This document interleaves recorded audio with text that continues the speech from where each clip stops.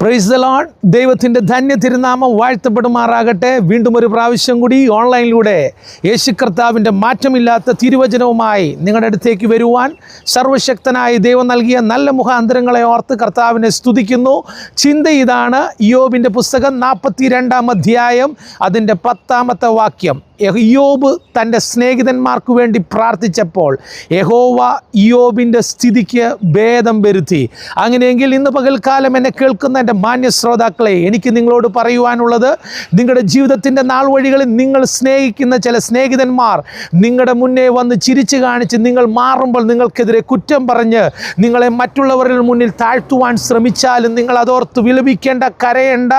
ഈ ദിവസങ്ങളിൽ ഇയ്യോബിനെ പോലെ നിങ്ങളുടെ സ്നേഹിതന്മാർക്ക് വേണ്ടി നിങ്ങൾ പ്രാർത്ഥിക്കുവാൻ സമയം കണ്ടെത്തിയാൽ, നിങ്ങളുടെ ജീവിതമാകുന്ന നൗകയിൽ നിങ്ങൾ കൂടുതൽ പ്രാർത്ഥനയ്ക്ക് സമയം കണ്ടെത്തി നിങ്ങളെ വെറുത്തവർക്ക് വേണ്ടി നിങ്ങൾ പ്രാർത്ഥിക്കുവാൻ വേണ്ടി ഇരുന്നാൽ, യോബിൻ്റെ സ്ഥിതിക്ക് മാറ്റം വരുത്തിയതുപോലെ ഈ ദിവസങ്ങളിൽ അസാധാരണമായ ഒരു ഡിവൈൻ പവറിലൂടെ നിങ്ങളുടെ അവസ്ഥകളും മാറുന്ന ദിനങ്ങളായി തീരട്ടെ എന്ന് മാത്രം പറഞ്ഞുകൊണ്ട് ഞാൻ എൻ്റെ വാക്കുകൾക്ക് വിരാമം കുറിക്കുന്നു.